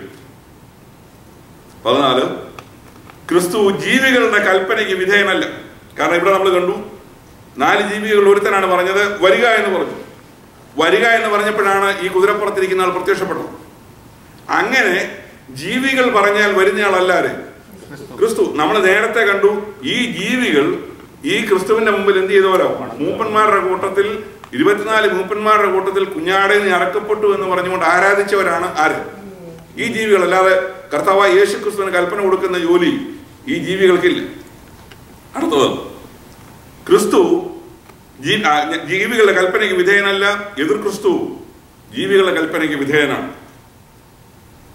അടുത്തതായിട്ടോ, ക്രിസ്തു മഹോപദ്രവത്തിന്റെ അവസാനത്തിൽ വരുന്നു, എതിർ ക്രിസ്തു മഹോപദ്രവത്തിന്റെ ആരംഭത്തിൽ വരുന്നു. ഇതെല്ലാം ഇതുപോലെ നിങ്ങൾ ആഡ് ചെയ്തു. ഈ വേദപുസ്തകം പഠിക്കുമ്പോൾ വെളിപ്പാട് പുസ്തകത്തിലും ഇതര ഭാഗങ്ങളിലും കമ്പാരിസൺ എന്നുള്ള നിലയിൽ ചിലപ്പോൾ നിങ്ങൾ ഈ സ്റ്റഡി ബൈബിൾ ഉണ്ടെങ്കിൽ ചിലപ്പോൾ ഇത് പലതിനകത്ത് കാണും, ചിലപ്പോൾ ഇതിൽ കൂടുതൽ കണ്ടേക്കാം. നിങ്ങൾക്ക് ഞാൻ ജസ്റ്റ് ഒരു കമ്പാരിസൺ എന്നുള്ള നിലയിൽ മാത്രം തന്നു എന്നുള്ളതേ ഉള്ളൂ. എതിർ ക്രിസ്തുവും യേശു ക്രിസ്തുവും തമ്മിൽ സാമ്യമുണ്ടെന്ന് ലോകത്തിന് തോന്നും. ഇവിടെ നാം ഒന്നാമതായിട്ട് കണ്ടു, ഒന്നാമത്തെ മുദ്ര പൊട്ടിച്ചപ്പോൾ ഇവനൊരു സമാധാനത്തിന്റെ അവതാരമായിട്ടാണ് വന്നിരിക്കുന്നത്. വെള്ളക്കുതിരപ്പുറത്താണ് വരുന്നത്, അനിഷ്ട സംഭവങ്ങളൊന്നും ഉണ്ടാകുന്നില്ല. ആളുകൾ വളരെ സന്തോഷത്തോടും താല്പര്യത്തോടും കൂടെ ഈ ആളിനെ സ്വീകരിക്കുന്ന നിലയിലാണ് ഈ ഒന്നാം മുദ്ര പൊട്ടിക്കുന്നതായ സമയം നാം കാണുന്നത്. നമുക്ക് 3-ാം വാക്യത്തിലേക്ക് വരാം. 3ഉം 4ഉം വാക്യങ്ങൾ വായിക്കും. അവൻ രണ്ടാം മുദ്ര പൊട്ടിച്ചപ്പോൾ വരിക എന്നും രണ്ടാം ജീവി പറയുന്നത് ഞാൻ കേട്ടു. അപ്പോൾ ചുവന്നതായി മറ്റൊരു കുതിര പുറപ്പെട്ടു. അതിൻ്റെ പുറത്ത് ഇരിക്കുന്നവന് മനുഷ്യർ അന്യോന്യം കൊല്ലുവാൻ തക്കവണ്ണം ഭൂമിയിൽ നിന്ന് സമാധാനം എടുത്തു കളയേണ്ടതിനും അധികാരം ലഭിച്ചു. ഒരു വലിയ വാളും അവന് കിട്ടി. അപ്പോൾ ഓർക്കണം, ഇതിന്റെ കാഠിന്യം കൂടിക്കൂടി വരികയാണ്. 1-ാം മുദ്ര പൊട്ടിച്ചപ്പോൾ വെള്ളക്കുതിരപ്പുറത്ത് ഒരുത്തം വന്നു, വലിയ കുഴപ്പമൊന്നുമില്ല. പക്ഷെ രണ്ടാമത് നാം കാണുന്നു, അവൻ 2-ാം മുദ്ര പൊട്ടിച്ചപ്പോൾ വരിക എന്ന് 2-ാം ജീവി പറയുന്നത് ഞാൻ കേട്ടു. അപ്പോൾ ചുവന്നതായ മറ്റൊരു കുതിര പുറപ്പെട്ടു. ചുവന്ന കുതിരയെ വരുന്നു രണ്ടാമതായി. ഈ ചുവന്ന കുതിര പുറപ്പെട്ടു. അതിന്റെ പുറത്തിരിക്കുന്നവന് മനുഷ്യർ അന്യോന്യം കൊല്ലുവാൻ തക്കവണ്ണം ഭൂമിയിൽ നിന്ന് സമാധാനം എടുത്തു കളയേണ്ടതിന് അധികാരം ലഭിച്ചു. അപ്പോൾ സമാധാനം, 1-ാമത്തെ കുതിര വന്നപ്പോൾ കുതിരപ്പുറത്തിരുന്നവൻ സമാധാനത്തിന്റെ ഒരാളായിട്ടാണ് നിന്നത്, വലിയ കുഴപ്പമൊന്നുമില്ല. പക്ഷെ 2-ാമത്തെ കുതിര, ചുവന്ന കുതിര വരുന്നതോടുകൂടി ലോകത്ത് നിലവിലിരിക്കുന്ന സമാധാനം എന്ത് ചെയ്യുക? എടുത്തു കളയുക. സമാധാനം എടുത്തു കളയുന്നതിന്റെ ഉദ്ദേശം എന്താണെന്ന് ചോദിച്ചാൽ എന്തിനു വേണ്ടി? പരസ്പരം കൊല്ലാൻ. അപ്പോൾ ഇപ്പോൾ ഇന്ന് ലോകത്തിൽ നടക്കുന്ന ഇതെല്ലാം കൂടുകയുള്ളൂ ഈ പറയപ്പെടുന്ന മഹോപദ്രവകാലത്ത്. ഇപ്പോൾ ഈ പറയപ്പെടുന്ന ഒന്നും ഇല്ലാഞ്ഞിട്ട് ഇന്ന് പരസ്പരം കൊലപാതകങ്ങൾ വർദ്ധിക്കുകയാണ്. അപ്പോൾ സമാധാനം എന്ന് പറയുന്നത് പൂർണ്ണമായും ദൈവസഭ ഇവിടുന്ന് മാറ്റപ്പെട്ട് കഴിയുമ്പോൾ, ഭൂമിയിൽ സമാധാനമില്ലാത്തൊരവസ്ഥയിലേക്ക് വരുമ്പോൾ എന്ത് സംഭവിക്കും? പരസ്പരം മനുഷ്യൻ എന്ത് ചെയ്യും? മനുഷ്യൻ കൊല്ലുവാൻ തുടങ്ങും. അത് മാത്രമല്ല, കൊല്ലുവാൻ തക്കവണ്ണം ഭൂമിയിൽ നിന്ന് സമാധാനം എടുത്തു കളയേണ്ടതിന് അധികാരം ലഭിച്ചു. ഒരു വലിയ വാളും അവന് കിട്ടി. ഇയാളെന്റെ കയ്യിലൊരു വാളും. ഈ ഭാഗത്ത് നാം നോക്കുമ്പോൾ ചുവന്ന കുതിരയാണ് ഈ വന്നിരിക്കുന്നത്. ചുവന്ന കുതിര എന്ന് പറയുന്നത് 2 കാര്യങ്ങളുണ്ട് ഇവിടെ. ചുവന്ന കുതിര എന്നുള്ളത് കൊണ്ട്, അതുപോലെ തന്നെ എന്തുകൊണ്ട്? വാളും. വാൾ എന്ന് പറയുന്നത് എന്തിനു വേണ്ടിയുള്ളത്? കൊല്ലാൻ വേണ്ടിയുള്ളതാണ്. ചുവന്ന കുതിര, ചുവപ്പ് എന്ന് പറയുന്നത് രക്തത്തിന്റെ പ്രതീകമാണ്. അപ്പോൾ ആളുകളെ കൊല്ലുവാൻ വേണ്ടി, ആളുകളെ കൊന്നൊടുക്കുന്നതിന് വേണ്ടി, അല്ലെങ്കിൽ ചോരപ്പുഴ ഒഴുക്കുന്നതിന് വേണ്ടിയുള്ളതായ നിലയിൽ, രക്തപ്പുഴ ഒഴുകത്തക്കവണ്ണമുള്ളതായ നിലയിലാണ് ഈ 2-ാം കുതിരയുടെ രംഗപ്രവേശം, അല്ലെങ്കിൽ ചുവന്ന കുതിരയുടെ രംഗപ്രവേശം. ഓക്കെ, നമുക്ക് 3-ാം ഭാഗത്തേക്ക് പോകാം. 5-ാം വാക്യം വായിക്കാം. 5ഉം 6ഉം വാക്യം. 5ഉം 6ഉം വാക്യം. 3-ാം മുദ്ര പൊട്ടിച്ചപ്പോൾ വരിക എന്ന് നാം 3 ജീവി പറയുന്നത് ഞാൻ കേട്ടു. അപ്പോൾ ഞാൻ ഒരു കറുത്ത കുതിരയെ കണ്ടു. അതിന്മേൽ ഇരിക്കുന്നതിന് ഒരു തുലാസ് കയ്യിൽ പിടിച്ചിരുന്നു. ഒരു പണത്തിന് 1 ഇടങ്ങഴി ഗോതമ്പ്, 1 പണത്തിന് 3 ഇടങ്ങഴി യവം. എന്നാൽ എണ്ണയ്ക്കും വീഞ്ഞിനും കേടുവരുത്തരുത് എന്ന് 4 ജീവികളുടെയും നടുവിൽ നിന്ന് ഒരു ശബ്ദം ഞാൻ കേട്ടു. മതി. 3-ാമത്തെ കുതിര, നമുക്ക് ഇതിനെക്കുറിച്ച് അല്പം കൂടെ ചിന്തിക്കേണ്ട കാര്യമാണ്. 3-ാമത്തെ ജീവി 3-ാം മുദ്ര പൊട്ടിച്ചപ്പോൾ വരിക എന്ന് 3-ാം ജീവി പറയുന്നത് ഞാൻ കേട്ടു. അപ്പോൾ ഞാനൊരു കറുത്ത കുതിരയെ കണ്ടു. അപ്പോൾ 1-ാമത് വെള്ള, 2-ാമത് ചുവപ്പ്. അപ്പോൾ 1-ാമത് സമാധാനം, 2-ാമത് രക്തപ്പുഴ അല്ലെങ്കിൽ കൊലപാതകങ്ങൾ, 3-ാമതായിട്ട് അതിന്റെ പുറകെ വരുന്നത് കറുത്ത കുതിര. കറുത്ത കുതിര എന്ന് പറയുന്നത് ക്ഷാമം അങ്ങനെയുള്ളതായ കാര്യങ്ങളെ കാണിക്കുന്നതാണ്. ലോകത്തിൽ ക്ഷാമം, ഭൂകമ്പം ഇങ്ങനെയുള്ളതായ കാര്യങ്ങളെല്ലാം നടക്കാൻ പോവുകയാണ്. നിങ്ങൾ ഇതിനോട് ചേർന്ന്, ഞാൻ പറഞ്ഞല്ലോ മുമ്പേ, വെളിപ്പാട് പുസ്തകത്തിലെ ഈ സംഭവങ്ങൾ കർത്താവായ യേശു ക്രിസ്തുവിന്റെ പ്രഭാഷണത്തിൽ, അല്ലെങ്കിൽ 24-ാം അധ്യായത്തിൽ, മത്തായിയുടെ സുവിശേഷം 24-ൽ താൻ ശിഷ്യന്മാരോട് ഭാവിയിൽ നടക്കുന്ന കാര്യങ്ങളെ കുറിച്ച് പറയുന്ന കൂട്ടത്തിൽ പറയുന്നത് ഒന്ന് പറഞ്ഞു ഞാൻ വിടാം. 1-ാമത്തെ മുദ്ര, ഇതിനെ കമ്പയർ ചെയ്ത് പറഞ്ഞാൽ, 1-ാം മുദ്ര എന്ന് പറയുന്നത് സമാധാനം എന്ന തോന്നൽ ഉണ്ടാക്കുന്നതായിരുന്നു. എതിർ ക്രിസ്തു രംഗപ്രവേശം ചെയ്യുന്നത് അങ്ങനെയാണെന്ന് മത്തായിയുടെ സുവിശേഷം 24-ൽ കർത്താവായ യേശു ക്രിസ്തു പറയുന്നുണ്ട്. 24-ന്റെ 4ഉം 5ഉം വാക്യങ്ങളിൽ. 2-ാമത്തെ മുദ്ര എന്ന് പറയുന്നത്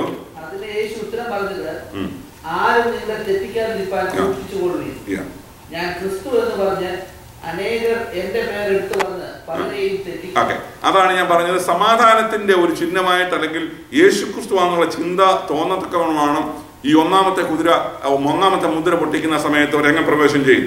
2-ാമതായിട്ട് 2-ാമത്തെ മുദ്ര പൊട്ടിക്കുന്ന സമയത്ത് ലോകവ്യാപകമായ യുദ്ധം നടക്കുകയാണ്. അല്ലെങ്കിൽ ലോകവ്യാപകമായി ആളുകൾ അങ്ങോട്ടും ഇങ്ങോട്ടും കൊന്നൊടുക്കുന്ന നിലയിലാണ്. അത് മത്തായിയുടെ സുവിശേഷം 24-ന്റെ 6-7 വാക്യങ്ങളിൽ കാണുവാൻ കഴിയും. നിങ്ങൾ യുദ്ധങ്ങളെയും യുദ്ധസ്തുതികളെയും കുറിച്ച് കേൾക്കും, ചഞ്ചലപ്പെടാതിരിക്കാൻ സൂക്ഷിച്ചുകൊള്ളുവിൻ, അത് സംഭവിക്കേണ്ടത് തന്നെ. അടുത്തായിട്ട് മൂന്നാമത്തെ മുദ്ര എന്നുള്ളതിനോടുള്ള ബന്ധത്തിൽ മൂന്നാം മുദ്ര പൊട്ടിക്കുന്ന സമയത്ത് വെളിപ്പാട് പുസ്തകത്തിൽ നാം കാണുന്നത് ക്ഷാമം, ഭൂകമ്പം തുടങ്ങിയതായ കാര്യങ്ങളാണ്. മത്തായി 24-7 വായിച്ചാൽ ജാതി ജാതിയോടും രാജ്യം രാജ്യത്തോടും എതിർക്കും, ക്ഷാമവും ഭൂകമ്പവും അവിടെ അവിടെ ഉണ്ടാകും. ഇപ്പോൾ നാം കണ്ടു, വെളിപ്പാട് പുസ്തകത്തിൽ നാം കണ്ടു, മൂന്നാം മുദ്ര പൊട്ടിച്ചപ്പോൾ വരുന്ന കുതിര എന്തോ ആണ്? കറുത്ത കുതിരയാണ്. കറുത്ത കുതിര ക്ഷാമത്തിന്റെ പ്രതീകമാണ്.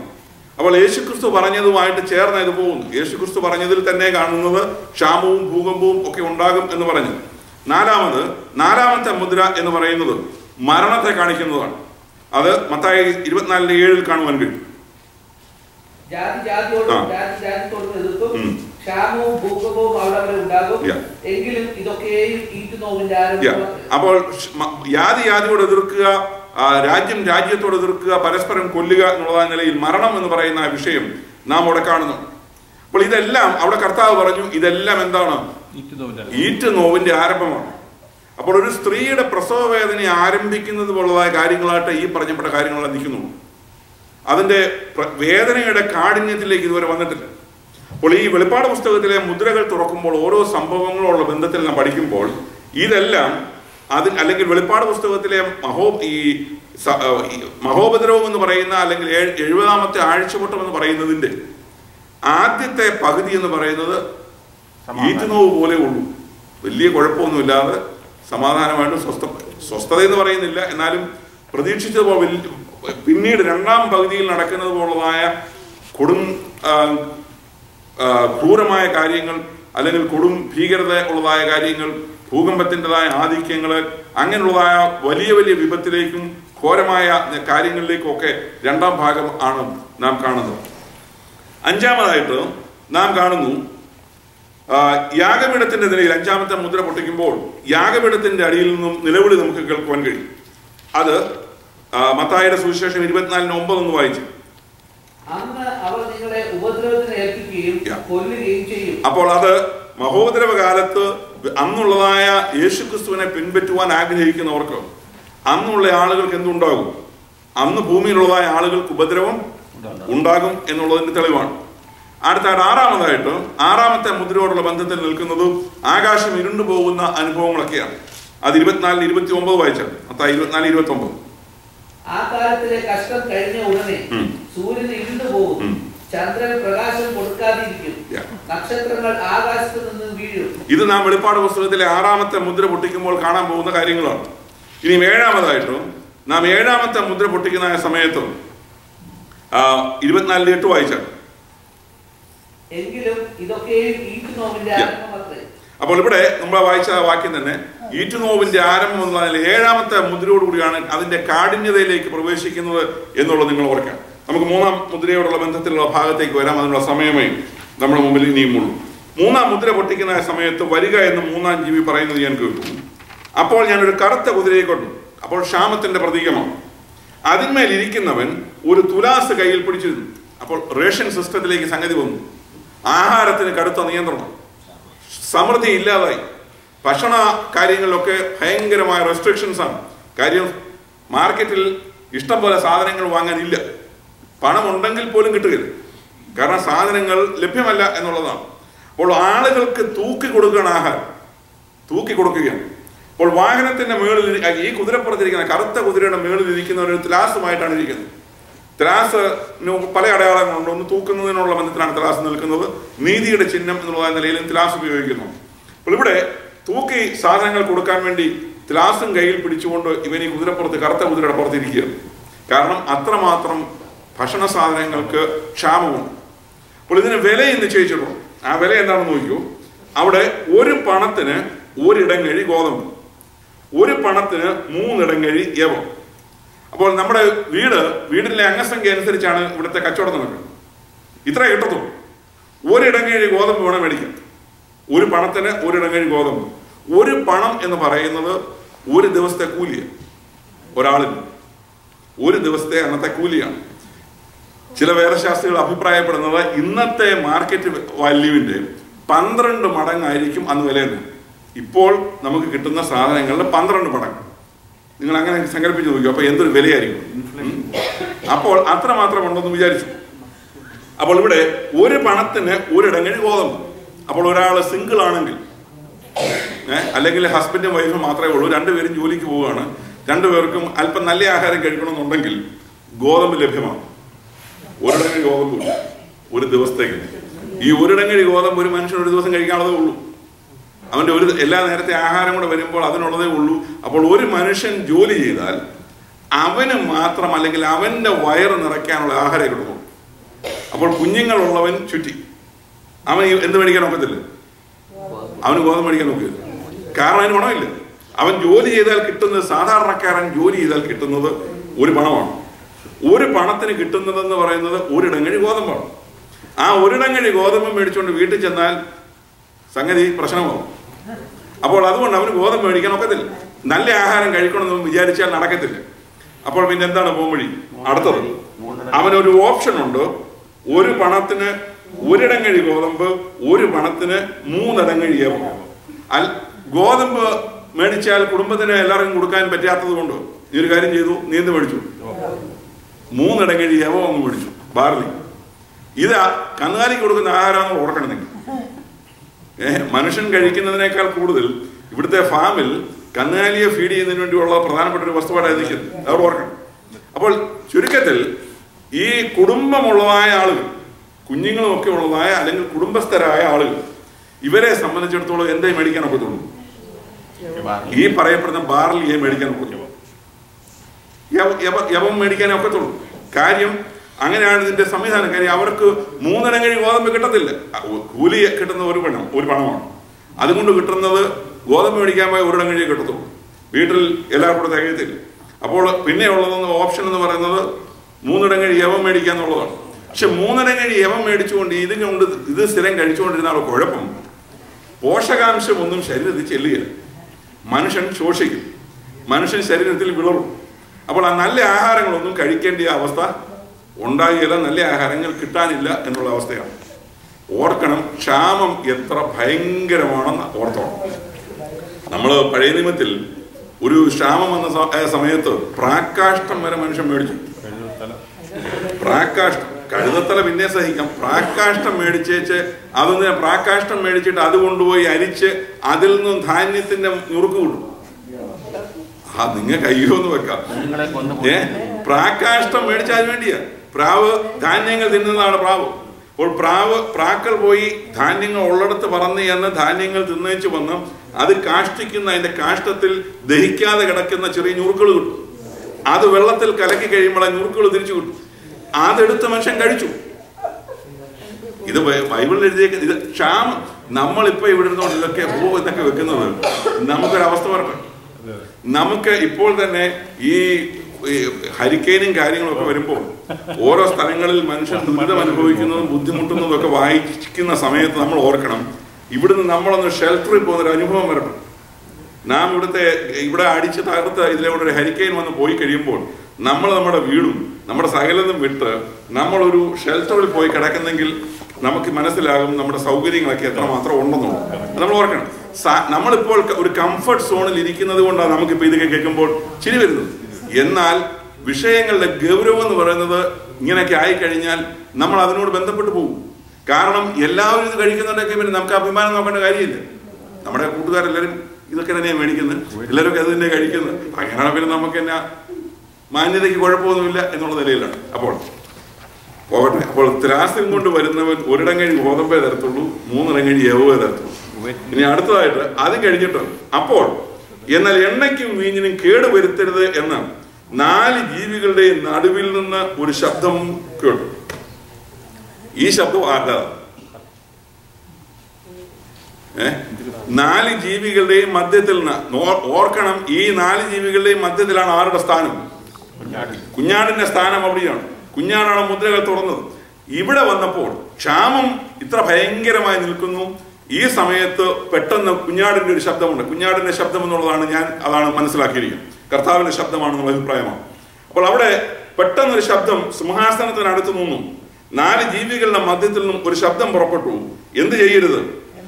എണ്ണയ്ക്കും വീഞ്ഞിനും കേടുവരുത്തരുത് എന്ന് 4 ജീവികളുടെയും നടുവിൽ നിന്നൊരു ശബ്ദം കേട്ടു. എണ്ണയ്ക്കും വീഞ്ഞിനും കേടുവരുത്തരുതെന്ന് പറഞ്ഞാൽ ഈ എണ്ണയെക്കുറിച്ച് പല അഭിപ്രായങ്ങളുണ്ട്. എന്നെ സംബന്ധിച്ചിടത്തോളം ഞാൻ ഇന്നത്തെ നമ്മുടെ ഈ കാലഘട്ടത്തിന്റെ വെളിച്ചത്തിൽ ഞാൻ മനസ്സിലാക്കുന്നത് പെട്രോളിയം ഉൾപ്പെടെയുള്ള എണ്ണ ഉണ്ടെന്നുള്ള അഭിപ്രായക്കാരനാണ് ഞാൻ. ഒരു കാലഘട്ടത്തിൽ ആളുകൾ ഒലിവെണ്ണ എന്നുള്ള ചിന്തയായിരുന്നു ഒരു കാലഘട്ടത്തിൽ ഉണ്ടായത്. ഒലിവെണ്ണയും മുന്തിരിയും എന്നുള്ളതായ നിലയിലായിരുന്നു. എന്നെ സംബന്ധിച്ചിടത്തോളം നമ്മുടെ ഇന്നത്തെ കാലഘട്ടം വെച്ച് നോക്കിയാൽ, കാരണം എണ്ണ എന്ന് പറയുന്ന ക്ഷാമം അതിരൂക്ഷമാണെന്ന് ഓർക്കണം. അപ്പോൾ സാധനങ്ങൾ മാർക്കറ്റിൽ മൂവ് ചെയ്യുന്നതിന് ഓയിൽ ആവശ്യമാണ്, ഇന്ധനം ആവശ്യമാണ്. അപ്പോൾ അതിന് കേടുവരുത്തിയാൽ, അല്ലെങ്കിൽ ഓയിൽ റിഫൈനറിക്കൊക്കെ കേടുവരുത്തിയാൽ, ഓയിൽ റിഫൈനറിക്ക് തീ പിടിപ്പിച്ചാൽ, നമ്മുടെ കുവൈറ്റ് ആക്രമണത്തിന്റെ സമയത്ത് സദാം ഹുസൈൻ ചെയ്ത പരിപാടി, ഓയിൽ റിഫൈനറിക്ക് എല്ലാ അദ്ദേഹം തീ കൊളുത്തി. അവസാനം ഏതായാലും താൻ മുടിയുകയെന്ന് കണ്ടു, അല്ലെങ്കിൽ കീഴടങ്ങുകയാണ്, ആഗ്രഹിച്ച പോലെ കാര്യങ്ങൾ നടക്കുകയെന്ന് കണ്ടു കഴിഞ്ഞപ്പോൾ തീ പിടിപ്പിച്ചു കൊടുത്തു. ഓരോ ഓയിൽ റിഫൈനറിക്കും തീ കൊടുത്തു. പിന്നെ എത്രയോ ദിവസങ്ങൾ കൊണ്ടാണ് അത് കെടുത്തിയത് നമുക്കറിയാം. അപ്പോൾ ഈ ഓയിൽ റിഫൈനറി എന്നൊക്കെ പറയുന്നത്, അല്ലെങ്കിൽ എണ്ണ എന്ന് പറയുന്നത് ഇതിന് ഒരു അന്തമുണ്ട്. ഇങ്ങനെ കണ്ടിന്യൂസ് ആയിട്ട് ഊറ്റാനുള്ള നല്ലത്, അതിങ്ങനെ അനാവശ്യമായി ഊറ്റിയാൽ ഇത് തീർന്നു പോകുന്നതാണ് അവർക്ക്. അപ്പോൾ എണ്ണയ്ക്കും വീഞ്ഞിനും കേടുവരുത്തരുത് എന്ന് പറയുന്നത് കാരണം ഇവിടെ ഇതിന് ശേഷവും നിരവധി സംഭവങ്ങൾ നടക്കേണ്ടതുണ്ട്. അപ്പോൾ ഇവിടെ എണ്ണ, വീഞ്ഞ് അതുപോലുള്ളതായ വസ്തുവകകൾ നശിപ്പിച്ചു കഴിഞ്ഞാൽ ഭാവി സംഭവങ്ങളോടുള്ള ബന്ധത്തിൽ പല കാര്യങ്ങൾക്ക് അത് തടസ്സമാണ്. അതുകൊണ്ട് എൻ്റെ ചിന്ത ആണ് ഞാൻ നിങ്ങളോട് പറഞ്ഞത്. ഇത് മറ്റേ പലയിടത്തും ഞാൻ കണ്ടതല്ല. ഈ പറയപ്പെടുന്ന എണ്ണ എന്ന് പറയുന്നത് എണ്ണപ്പാടങ്ങൾ ഉൾപ്പെടെയുള്ള എണ്ണ, അല്ലെങ്കിൽ കുക്കിങ്ങിന് ഉപയോഗിക്കുന്ന എണ്ണ, വാഹനങ്ങൾ ഓടിക്കുന്നതിനുള്ള എണ്ണ, സകലവിധമായ എണ്ണ ഇതിൽ പെടും എന്ന് വിശ്വസിക്കുന്ന ആളാണ് ഞാൻ. കാരണം ഇതിന്റെ ഉദ്ദേശം ഇതാണ്, സാധനങ്ങൾ മൂവ് ചെയ്യുന്ന ജനങ്ങൾക്ക് ഇത് എത്തിക്കുന്നതിന് വേണ്ടി, സാധനങ്ങൾ അവരവരുടെ സ്ഥലങ്ങളിൽ എത്തിക്കുന്നതിന് വേണ്ടി എണ്ണ ആവശ്യമാണ്. അത് നമുക്കറിയാം, ഗ്യാസാണ്. അപ്പോൾ എന്ന് പറഞ്ഞതുപോലെ കുക്ക് ചെയ്ത് ഈ കിട്ടുന്ന ആഹാരം കുക്ക് ചെയ്ത് ഉപയോഗിക്കണമെന്നുണ്ടെങ്കിലും എണ്ണ ലിമിറ്റഡ് ആയിട്ട് എണ്ണ കൊടുത്തേ പറ്റുള്ളൂ. അപ്പോൾ ഇതിന് എണ്ണ ആവശ്യമാണ്. അത് കുക്കിങ്ങിനുള്ള ഓയിലാണ്. അപ്പോൾ ഇത് എണ്ണയും അതുപോലെ മുന്തിരിയും, മുന്തിരി എന്ന് പറയുന്നത് ലോകവ്യാപകമായ ഒരു പ്രധാനപ്പെട്ട ആഹാരമായി പഴങ്ങളുടെ കൂട്ടത്തിലും വീഞ്ഞിനോടുള്ള ബന്ധത്തിൽ പ്രാധാന്യമുള്ളത് കൊണ്ടാണ് മുന്തിരി എന്ന് പറയുന്ന അർത്ഥത്തിൽ അത് നിൽക്കുന്നത്. അപ്പോൾ ഈ മൂന്നാമത്തെ മുദ്ര പൊട്ടിച്ചതായ സമയത്ത് സംഗതി ഗൗരവം കൂടിക്കൂടി വരുന്നു. വിളിച്ചു പറഞ്ഞു, എണ്ണയ്ക്കും വീഞ്ഞിനും കേടുവരുത്തരുത് എന്ന്. ജീവികളുടെ 4 ജീവികളുടെ നടുവിൽ നിന്ന് ഒരു ശബ്ദം ഞാൻ കേട്ടു. നമുക്കിവിടെ നിർത്താം, കാരണം നമ്മുടെ സമയം ഇനി നമ്മുടെ മുമ്പിൽ. അപ്പോൾ ഞാൻ അവസാനിപ്പിക്കട്ടെ. വെളിപ്പാട് പുസ്തകത്തിന്റെ ചുരുൾ, അല്ലെങ്കിൽ ഭാവിയിലെ പ്രധാനപ്പെട്ട സംഭവങ്ങളുടെ ചുരുളാണ് വാസ്തവത്തിൽ എഴുതിയത്. 7 മുദ്രയിട്ടതായ ആ പുസ്തകം, ആ 7 മുദ്രയിട്ടതായ പുസ്തകത്തിന്റെ ചുരുൾ ഓരോന്നോരോന്നായി അഴിയുകയാണ്. ആ ഓരോന്നോരോന്നായി അഴിയുമ്പോൾ നിങ്ങൾ ശ്രദ്ധിച്ചാൽ അറിയാം, കാഠിന്യം എന്ത് ചെയ്യുക, കൂടിക്കൂടി വരികയാണ്. സമാധാനമായിരുന്നു ആദ്യം. രണ്ടാമത് അങ്ങോട്ടും ഇങ്ങോട്ടൊക്കെ മനുഷ്യൻ ആക്രമണം തുടങ്ങി സമാധാന ഭൂമിയിൽ എടുത്തു കളഞ്ഞു. അതിന്റെ തിക്താനുഭവം എന്നുള്ള നിലയിൽ ഭൂമിയിൽ ഭൂകമ്പങ്ങൾ, മറ്റു കാര്യങ്ങളെല്ലാം സംഭവിക്കുമ്പോൾ ആഹാര സാധനങ്ങൾക്ക് ഭയങ്കരമായ ദൗർലഭ്യം അനുഭവപ്പെട്ടു എന്നുള്ളതാണ്. അപ്പോൾ ആഹാര സാധനങ്ങൾ കിട്ടാനില്ലാത്ത അവസ്ഥ വന്നു. അപ്പോൾ റേഷൻ സിസ്റ്റത്തിലേക്ക് കാര്യങ്ങൾ പോയി. ആളുകൾക്ക് ആഹാരം പരിമിതമായ നിലയിൽ തൂക്കി കൊടുക്കുന്ന നിലയിലുള്ളതായ രീതിയിലേക്ക് കാര്യങ്ങൾ പോയി. നിങ്ങളിൽ എത്ര പേര് അന്ന് ഇവിടെ ഉണ്ടായിരുന്നു എനിക്ക് അറിഞ്ഞുകൂടാ. ഞാൻ വരുന്നതിന് മുമ്പാണ് ഈ രാജ്യത്ത് ഗ്യാസ് സ്റ്റേഷനുകളിൽ ഭയങ്കരമായ പെട്രോളിയം ഭയങ്കരമായ നിയന്ത്രണം ഉണ്ടായിരുന്ന ഒരു കാലമാണ്. ആ സമയത്ത് നമുക്ക് സൗകര്യത്തിന് കയറി ഗ്യാസ് ഫില്ല് ചെയ്യാൻ നോക്കത്തില്ല. അതും ക്യൂവിൽ കിടന്ന് ഒക്കെ പോയി ഫില്ല് ചെയ്യണം. ഭയങ്കരമായ റെസ്ട്രിക്ഷൻ ഉണ്ടായിരുന്ന കാലമാണ്. കാരണം പെട്രോളിയം വിഷയങ്ങളിൽ ഈ രാജ്യം കൺട്രോൾ ചെലുത്തിയതാണ്. ഇത് തന്നെയാണ് സംഭവിക്കുന്നത് എവിടെയും. സാധനങ്ങൾ നമുക്ക് ലഭിക്കാനില്ലെങ്കിൽ, അല്ലെങ്കിൽ അത് ലോകരാജ്യങ്ങളിലെല്ലാം തന്നെ ഓർഡർ, സാധനങ്ങൾ ഇല്ലാതെ വരുമ്പോഴാണ് ഈ ലിമിറ്റേഷൻ വരും. സപ്ലൈ എന്ന് പറയുന്നത്, നിങ്ങൾ എക്കണോമിക്സ് എന്ന് പറയുന്ന ധനതത്വശാസ്ത്രം പഠിച്ചാൽ അറിയാം. സപ്ലൈ ആൻഡ് ഡിമാൻഡ് എന്ന് പറയുന്നത് എക്കണോമിക്സിലെ ഒരു പ്രധാനപ്പെട്ട 2 വാക്കാണ്, സപ്ലൈ ആൻഡ് ഡിമാൻഡ്. അപ്പോൾ ആളുകൾക്ക് ഒരുപാട് പേർക്ക് ഡിമാൻഡ് ഉണ്ട്, പക്ഷേ കൊടുക്കാനൊന്നുമില്ല, കൊടുക്കാൻ സാധനമില്ല. അങ്ങനെ വരുമ്പോൾ സപ്ലൈ എന്ന് പറയുന്നത് എന്ത് ചെയ്യും, ലിമിറ്റ് ചെയ്യും, കൊടുക്കുന്നത് കുറയ്ക്കും. വളരെ ലിമിറ്റഡ് ആയിട്ടേ അങ്ങോട്ട് കൊടുക്കത്തുള്ളൂ. കാര്യം അങ്ങോട്ട് കൊടുത്താൽ പെട്ടെന്ന് ഇത് തീരുന്നത് കൊണ്ട്. എന്നാൽ നാം ഈ സമയത്ത് ഈ അനുഭവങ്ങളിലൂടെ പോകേണ്ടവരല്ല എന്നുള്ളതാണ് നമ്മുടെ പ്രത്യാശ, നമ്മുടെ പ്രതീക്ഷ, നമ്മുടെ വിശ്വാസം. കാരണം ഈ കഷ്ടതകൾ എല്ലാം ഭൂമിയിൽ നടക്കുന്ന സമയത്ത് സഭ ദൈവസന്നിധി ചേർക്കപ്പെട്ടു കഴിയും. കാരണം പരിശുദ്ധാത്മാവ് ഭൂമിയിൽ നിന്ന് മാറിക്കഴിഞ്ഞു. പരിശുദ്ധാത്മാവ് ഭൂമിയിൽ ഉള്ളപ്പോൾ ഈ പറയപ്പെടുന്ന കാര്യങ്ങൾ ഭൂമിയിൽ നടക്കുകയില്ല. ഇപ്പോൾ പരിശുദ്ധാത്മാവ് മാറിക്കഴിഞ്ഞു, സഭ എടുത്തുകൊള്ളപ്പെട്ട് കഴിഞ്ഞു. ഇതിന് ശേഷമായിട്ടാണ് ഈ സംഭവങ്ങളെല്ലാം അരങ്ങേറുന്നത്. ഭാഗ്യകരമായ ആ അവസ്ഥ നമുക്ക് ലഭിച്ചതോർത്തും നമുക്ക് ദൈവത്തെ സ്തുതിച്ചു. കർത്താവിന്റെ വരവെങ്കിൽ ചേർക്കപ്പെടുവാനുള്ള പ്രത്യാശയോടും നമ്മുടെ ജീവിതത്തെ ക്രമപ്പെടുത്തി മുമ്പോട്ട് പോകുവാനും കർത്താവ് നമ്മെ സഹായിക്കുമാറാകട്ടെ.